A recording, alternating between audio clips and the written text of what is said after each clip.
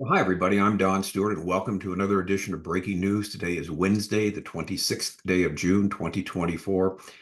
And today we have three very, very, very important stories that will have huge implications in last days Bible prophecy. First, we're going to see that Iran's war on many fronts is not bringing about the desired results that they wish. In other words, annihilating Israel. Second, while Hamas is complaining that Israel and the rest of the world wants them replaced as the power in Gaza, they can really do nothing about it at the end of the day. And finally, the fact that Iran did not prevail in its attack on Israel when they did this last April 13th and 14th, and that Hamas is military defeated, gives further evidence that they are not the ones that will eventually lead nations against Israel. That, according to the Bible, will be Russia. And so these three headlines today confirm that, and that's where we'll be going. All right, headline number one. Iran's multi-front war on Israel has diminishing returns, something we've been talking about. Iran is operationally multiplying fronts against Israel.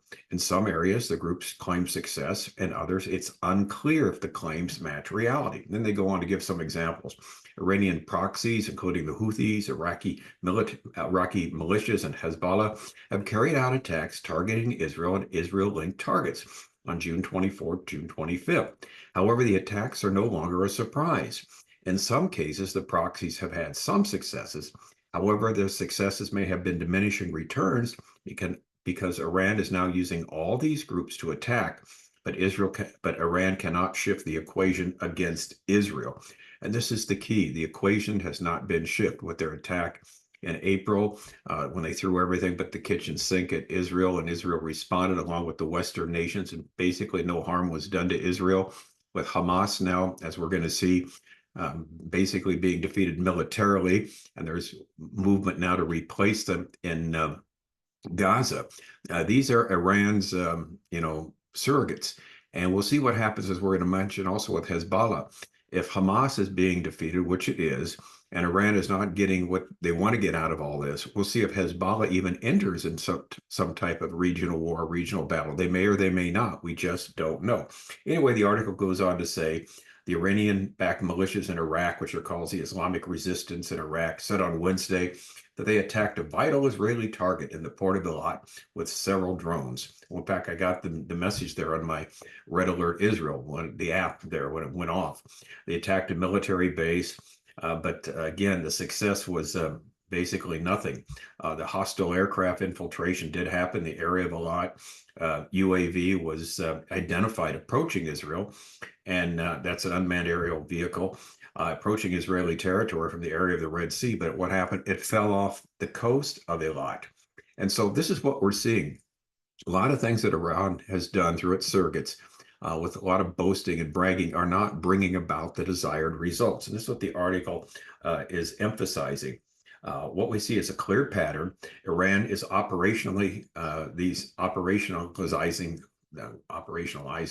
these multiple fronts against Israel. In some areas, the groups claim success, but it's really unclear if it matches reality. For Iran, it is the claims that matter. They want to show that they're backing Hamas in Gaza. However, as this article again points out, their attacks have had diminishing returns. Israel continues operations in Gaza, and Iran is not escalating. The Houthis have escalated slightly, and Hezbollah may as well. But right now, Iran does not show itself to be the power, the authority that they want to be in the Middle East. So here's what's our comment on this article and where we're at right now. This article has many implications with respect to last days Bible prophecy. Try as they might, Iran and its proxies are not able to defeat Israel in any measurable way. And of course, they didn't get a bunch of other nations joining them in their attack on Israel. This fits what the scripture teaches. It will not be an Iranian-led invasion that will seemingly destroy Israel, but rather a Russian invasion. In other words, whatever happens in the near future will only set the stage for the predictions of Scripture. Namely, it will be Russia who put together a much stronger coalition when they invade. This includes Iran as one of the surrogates, but also Turkey, Libya, Sudan, and parts of the former Soviet Union. They'll all participate. None of these countries are part of the Iranian axis of evil for now. They have not joined Iran, and they will not. So here's our conclusion. Iran can and do damage, but they will fail in their goal. They will open the door for this will open the door for the eventual Russian invasion. So let's keep this always in the forefront of our minds. Whatever happens, this will not be Ezekiel 38, 39, as we've said. That is number 5, appendix 5 in our book, 25 Signs. We're near the end. Well, how about, when they attacked on April 13th and 14th? Is this the beginning of the Ezekiel invasion? No, it's not, because we give 10 reasons why it cannot be, because it doesn't fit the biblical pattern. So what we have here is kind of an interim phase before Russia takes the lead, and we're going to see a number of things happen. Now, what exactly will happen, who will attack and who won't, we don't know, but we do know this: Iran will not be the main authority in the Middle East, the main power to be reckoned with in the future against Israel. It will be Russia. All right, headline number 2. This is almost laughable. Well, it is laughable. Hamas vows to resist meddling in Gaza's future after the prime minister's aide signals a plan. The terror group says fate of the Strip is to be decided by Palestinians. Hamas responds to statements made yesterday by National Security Advisor Chaki Hanegbi, it's hard to pronounce that first name, that Israel's plans for the day after the war in Gaza will be rolled out in the coming days. In other words, now that we're done in Gaza, mopping up, we've got the army basically defeated, the Hamas's army. So here's the plans for the coming day. And we affirm that the fate of our Palestinian people and the future of the Gaza Strip after defeating this criminal aggression will be decided by the Palestinian people themselves and no one else. Well, that's nice words, but they didn't defeat Israel. Israel defeated them. Their army will be next to nothing. The terror tunnels going into Egypt back and forth will be destroyed. There'll be things put in place where they will not be able to build them again without Israel knowing. And like we said, no other Arab nation, Muslim nation joined them in this attack on Israel. So they can yell as they might, but this is not going to take place. Their brave resistance will cut off the hand of the occupation that tries to interfere in the fate and future of our people, the terror group replied in a statement. Well, again, that's all bluster. They really can't do anything about it. Speaking at the Reichman University Herzliya conference, Hanegbi said that the Israeli Defense Forces have been sharpened in recent weeks, and we will see a practical expression of this plan shortly. We don't have to wait for Hamas to disappear because it's a long process. We can't get rid of Hamas as an idea. There would need to be an alternative idea.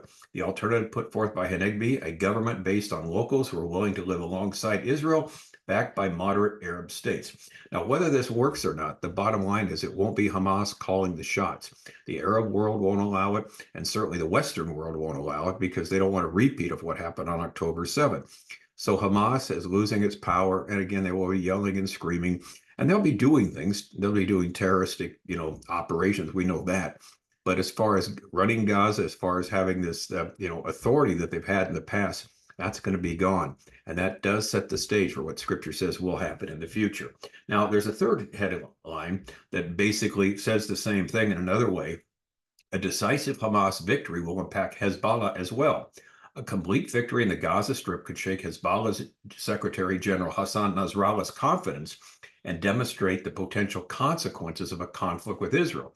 In other words, they're not blind. They're seeing basically Hamas being obliterated militarily by Israel. It's taken time in doing that. And Israel can literally do the same thing, if not worse, to Lebanon and with Hezbollah right now. And here's what the article says. It starts talking about this. In the complex web of dilemmas facing Israeli decision makers, the war to decisively defeat the Hamas terror organization must remain a cornerstone of policy and action. After October 7th, there is no room for maneuver. Any other outcome will have far-reaching consequences. A determined effort to achieve all of our objectives in the Gaza Strip will also shake Hezbollah Secretary General Hassan Nasrallah's confidence and the effectiveness of this attrition strategy against Israel, and will provide him and the Lebanese leaders with a stark illustration of the potential outcomes of a war with Israel.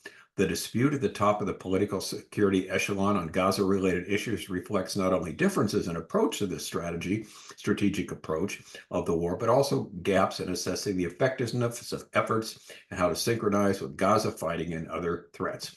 In other words, Israel publicly is not unified. That's part of the problem. They're fighting. They want to get rid of Netanyahu, and the enemy sees this.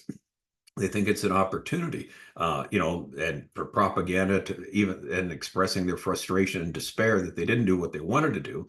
but it's not a sign of breakdown in Israel. Israel is all the more desirous to get rid of Hamas and to get this over with, get the citizens back in the northern part of the country. And so basically what's going on here is as the world sees that what happened there, the terrible things that have happened in the Gaza Strip, Israel is getting their justice with the Hamas leadership, with their military, and eventually with their leaders. So will other countries that are, controlled by Iran, such as the Hezbollah in uh, Lebanon, will they then decide to attack because they can see what can happen to them?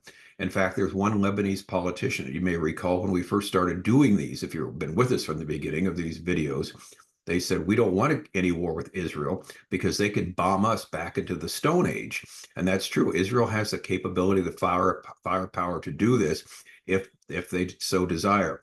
So it's going to be really interesting to see, because the best we can get from Iran and its proxies is some type of limited war that they cannot win. They will not have other Arab nations joining them, Muslim nations in the area. So this is something that has to take place, and Iran has to get out of the picture as the leader, or the supposed leader in this area of the world, and Russia will fill the vacuum. But Russia will look like a friend of Israel. It looks like, well, things are getting better now because they're keeping Iran at bay. They're keeping other great attacks against Israel at bay, and this is going to lead eventually to this Russian invasion of these other nations that have not been involved whatsoever in the attacks on Israel for now, that will invade in the future. Now, we deal with this extensively in two of our books, 25 Signs, we're near the end, signs 9 through 11, where we talk about a number of countries will invade Israel in the last days. There'll be some that sit it out, and the United States will not be a player in this. This is what's shaping up right now. Plus, we have an entire book on the Ezekiel 38-39 invasion that goes into great detail. We go verse by verse over the Hebrew text in chapters basically 37 through 39 to show what the scripture says will happen. We list a bunch of different scenarios that set the stage for a future invasion that is not taking place now. The stage is not being set for that now. What is happening is it's clearing the way for all of this, with Iran trying but failing and doing what it wishes to do. Now, with respect to their nuclear program, that's another issue. We'll see what happens there. But the bottom line is what we're seeing right now is basically an interim, period after whatever happens with Iran to set the stage for a so-called peaceful situation for a while in Israel. At least they'll have their guard down. We know that when the Russian invasion eventually does take place. So please take advantage of these resources we have. They're on our website, Educating Our World. We have 12 books on Bible prophecy, 65 books in total, and everything is free. There's no charge for any of this. So please, again, use it. And we will continue to talk about this as we do these breaking news programs. But it's fascinating, these three stories that just happen to come together at the same time, showing that this is not it for Israel. This is not the big one here. The big one's still in the future, and that's the Russian invasion. Whatever happens here will not be something that will destroy Israel. In fact, the Russian invasion won't either. But what will happen is that Israel will succeed, at least in the present term, and eventually think they're okay. And that's when the Russian invasion takes place, because that takes place when Israel thinks that things are fine. All right, I'm Don Stewart. Thanks for watching. And until next time, as always, may the Lord richly, richly bless.